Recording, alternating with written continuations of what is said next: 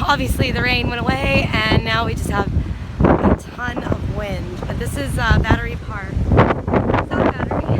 These are where all the old houses from Charleston, like from the early 1800s, etc.,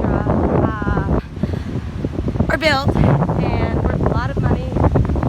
And this is part of the Civil War, where the Civil War was fought. Fort Moultrie, I guess. It's a beautiful park.